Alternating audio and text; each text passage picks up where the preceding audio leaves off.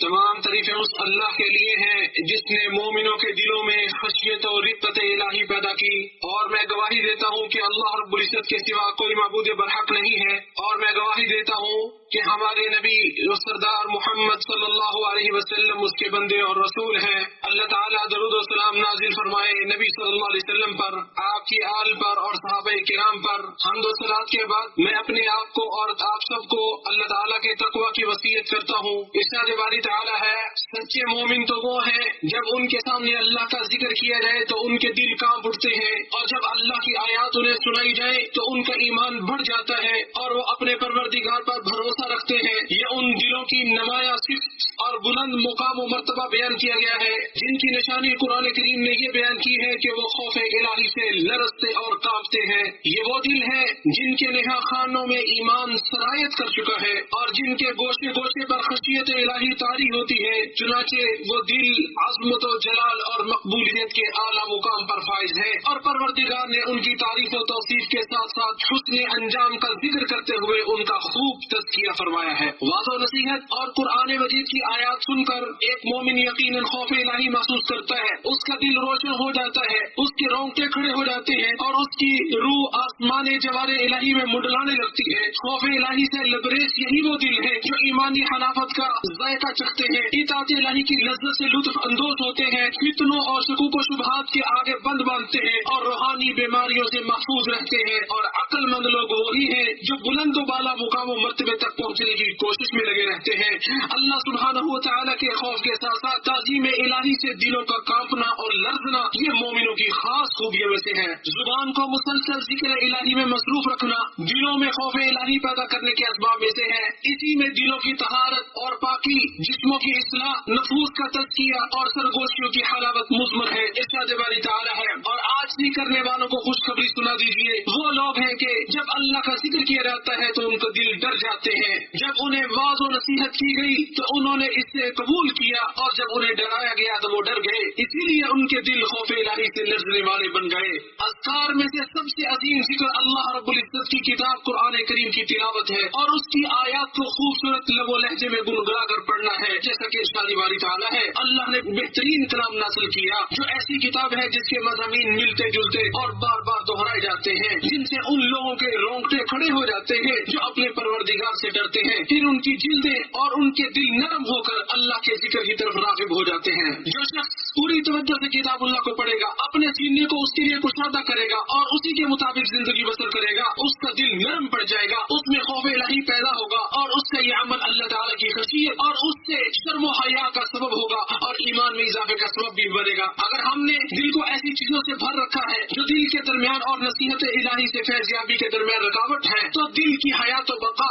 اور اس کی خشیت اور رقت کی ہم کیسے تما کر سکتے ہیں؟ ارشاد باری تعالیٰ ہے، اور جب بھی کوئی صورت نازل کی جاتی ہے تو ان میں سے کچھ لوگ ایسے ہیں جو کہتے ہیں اس نے تم میں سے کس کو ایمان میں زیادہ کیا ہے؟ بس جو لوگ ایمان لائے تو ان کو تو اس نے ایمان میں زیادہ کر دیا اور وہ بہت خوش ہوتے ہیں۔ اگر آپ اپنا دل قرآن کے پاس نہیں پائیں تو کہاں پائیں گے؟ اگر آپ واضح و نصیحت کو اور قرآن کا اثر اپنے دل میں محسوس نہ کریں تو اس کا سبب تلاش کر کے اس کی بیماری کا علاج کیجیے۔ ارشاد باری تعالیٰ ہے، اور یہ مثالیں ہیں جو ہم لوگوں کے لیے بیان کرتے ہیں اور انہیں صرف جاننے والے ہی سمجھتے ہیں۔ شاعر اللہ کی تعظیم و توقیر کرنا دلوں میں خوف الہی پیدا کرنے کے اسباب میں سے ہے۔ ان کی تعظیم در حقیقت حکم الہی کی تعظیم ہے، کیونکہ ہر وہ چیز عظیم ہے جس کی اللہ اور اس کے رسول نے عظمت و بڑائی بیان کی ہے، اور اس کی تعظیم و توقیر کرنا دلوں کی سالمیت اور درستی کی علامت ہے۔ ارشاد باری تعالیٰ ہے، جو اللہ کے نام کی چیزوں کی تعظیم کرتا ہے تو یقیناً یہ دلوں کے تقویٰ سے ہے۔ جو شخص اللہ کے شاعر کی تعظیم کرتا ہے اللہ تعالیٰ اسے تقویٰ کی دولت سے مالا مال کر دیتا ہے، کیونکہ یہ تعظیم دل میں موجود اللہ کے ڈر اور خوف سے ہی صادر ہوتی ہے۔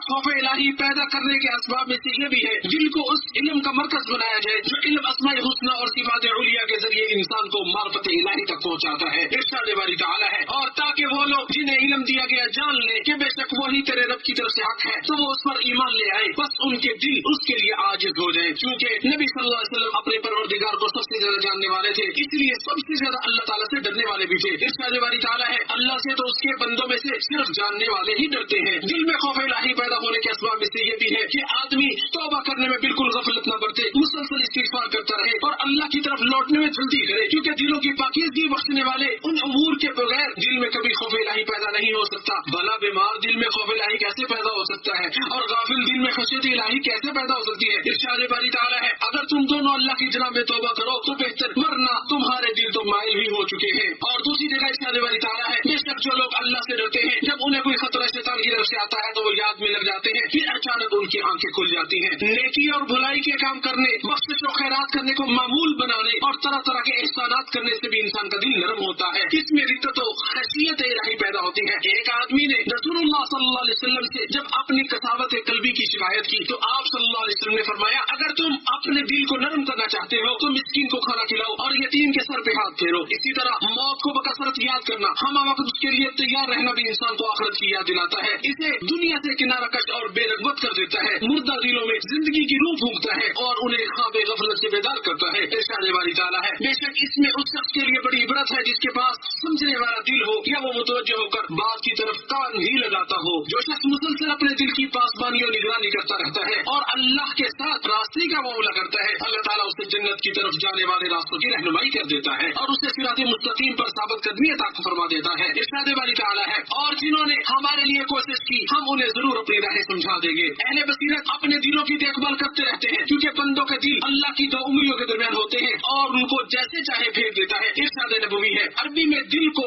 قلب کہتے ہیں، یہ الٹ پلٹ ہوتا رہتا ہے۔ دل کی مثال درخت کے تنے کے ساتھ لٹکے ہوئے اس پر کی مانند ہے جس کو ہوا الٹا سیدھا کرتی رہتی ہے۔ سب سے زیادہ معرفت الہی رکھنے والے ہمارے پیارے نبی صلی اللہ علیہ وسلم بھی دل کے پھرنے سے خوف کھاتے، چنانچہ آپ صلی اللہ علیہ وسلم ہمیشہ اپنے دل کی ثابت قدمی کی دعا فرماتے اور کہتے اے دلوں کو پھیرنے والے میرے دل کو اپنے دین پر ثابت قدم رکھنا۔ بھلا بتائیے دوسرے لوگوں کی کیا حالت ہونی چاہیے جب اللہ تعالیٰ اپنے بندے کو اس بات کی توفیق دیتا ہے کہ وہ اپنے دل میں خوف الہی اور تقویٰ کو پیدا کر لے تو عنقریب وہ اس کا پھل حاصل کر لے گا اور بڑے اطمینان و سلامتی کے ساتھ اسے توڑے گا اور دنیا و آخرت میں بہترین اور خوشگوار زندگی دراصل دل میں خوف الہی کے ثمرات میں سے ہے۔ ایسے لوگ بروز قیامت کہیں گے جیسے کہ ارشاد باری تعالیٰ ہے کہیں گے ہم تو اس سے پہلے اپنے گھروں میں ڈرا کرتے تھے بس اللہ نے ہم پر احسان کیا اور ہمیں لو کے عذاب سے بھی بچا لیا۔ دل میں خوف الہی کے ثمرات میں سے رب سے سرپوشی کی لذت اور اس سے مانوسیت کے سوا اگر کوئی اور چیز حاصل نہ بھی ہو تو یہی سب سے بڑی خوشی اور سب سے بڑی کامیابی ہے۔ ارشاد باری تعالیٰ ہے کیا کافر بہتر ہے یا جو رات کے اوقات میں سجدہ اور قیام کی حالت میں عبادت کر رہا ہو، آخرت سے ڈر رہا ہو اور اپنے رب کی رحمت کی امید کر رہا ہو؟ کہہ دو کیا علم رکھنے والے اور بے علم برابر ہو سکتے ہیں؟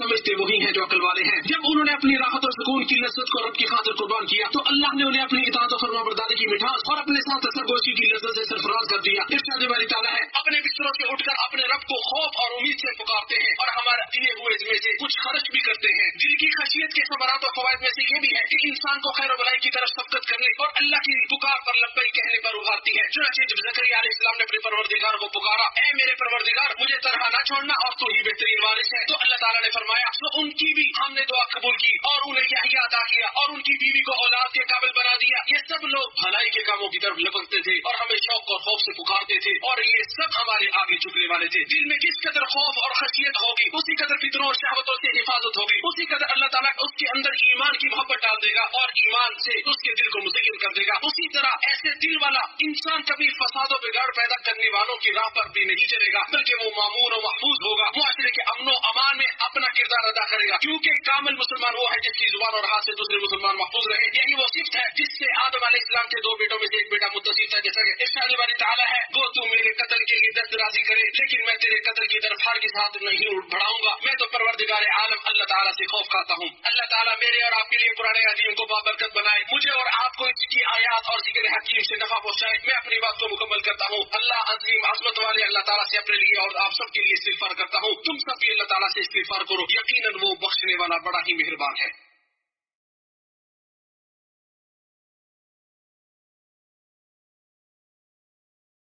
تمام تعریفیں اس اللہ کے لیے ہیں جس کی تعریفوں کی کوئی انتہا نہیں ہے اور میں گواہی دیتا ہوں کہ اللہ کے سوا کوئی معبود برحق نہیں ہے، جس مالک نے مومنوں کے لیے جنت کا وعدہ کیا ہے، اور میں گواہی دیتا ہوں کہ محمد صلی اللہ علیہ وسلم اس کے بندے اور رسول ہیں جو چنے ہوئے پیغمبر ہیں، اور اللہ تعالیٰ آپ کی آل اور صحابہ کرام پر بھی رحمت نازل فرمائے۔ حمد و صلات کے بعد میں اپنے آپ کو آپ سب کو اللہ تعالیٰ سے ڈرنے کی وصیت کرتا ہوں۔ دل کا خوف و ڈر مخلوقات پر رحم و کرم کرنے اور دوسروں کو شدت و سختی کے باوجود تو لطف کو نرمی کا معاملہ کرنے پر آمادہ کرتا ہے اور یہ انسان کو رحمت الہی کا مستحق بھی بنا دیتا ہے۔ رسول اللہ صلی اللہ علیہ وسلم نے فرمایا رحم کرنے والوں پر رحمان رحم فرماتا ہے۔ نیز یہ بھی فرمایا تم زمین والوں پر رحم کرو آسمان والا تم پہ رحم کرے گا۔ لوگوں اللہ رب العزت مالک کائنات نے اپنی کتاب میں تمہیں حکم دیا ہے اللہ کے بندو نبی صلی اللہ علیہ وسلم پر درود و سلام پڑھو، اللہ اس کے فرشتے ان پر درود و سلام پڑھتے ہیں، اے ایمان والو تم بھی ان پر درود و سلام بھیجا کرو۔ اے اللہ محمد صلی اللہ علیہ وسلم اور آپ کی آل پر اللہ درود و سلام نازل فرمائی جس طرح تو نے ابراہیم اور آل ابراہیم پہ نازل فرمائی، اور اللہ محمد صلی اللہ علیہ وسلم اور آپ کی آل پر برکتیں نازل فرما جس طرح ابراہیم اور آل ابراہیم پر اللہ تو نے برکتیں نازل فرمائی۔ اے اللہ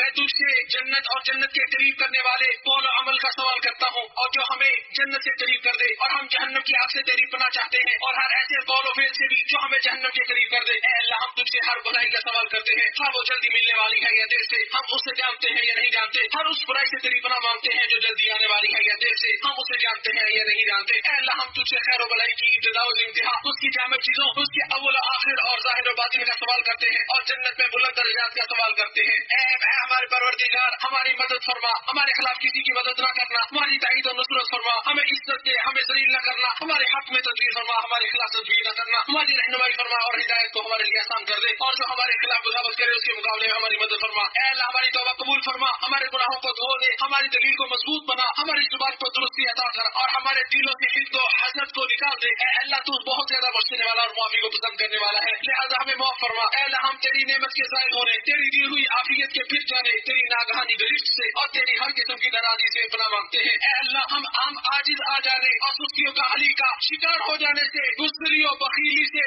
سخت بڑھاپے سے، قرض کے بوجھ اور لوگوں کے ظلم سے تیری پناہ چاہتے ہیں۔ اے اللہ اے ہمیشہ زندہ رہنے والی ذات، اے ہر چیز کو قائم رکھنے والی ذات، ہم تجھ سے تیری ہی رحمت کا واسطہ دے کر طلب کرتے ہیں، ہمارے سارے معاملہ سوار دے اور ہم جھٹکنے کے برابر بھی ہمیں اپنے نفس کے سپرد نہ کرنا۔ اے اللہ ہمارے امام خادم حرمین شریفین کو اپنے پسندیدہ امور کی توفیق عطا فرما اور ان کے ولی عہد کو ہر خیر عطا فرما۔ اے اللہ ہم پہ بارش نازل فرما، بران رحمت کا نزول فرما۔ اے اللہ تو ہمیں دنیا و آخرت میں خیر و بھلائی عطا فرما اور جہنم کے عذاب سے ہمیں بچا۔ یقیناً اللہ تعالیٰ عدل و احسان کا حکم دیتا ہے اور قرابت داروں کے ساتھ صلہ رحمی کا حکم دیتا ہے۔ اللہ رب العزت کا ذکر کرو اور اس کی نعمتوں کا شکر ادا کرو، اللہ کا ذکر بہت بڑا ہے اور اللہ تعالیٰ جانتا ہے جو تم کر رہے ہو۔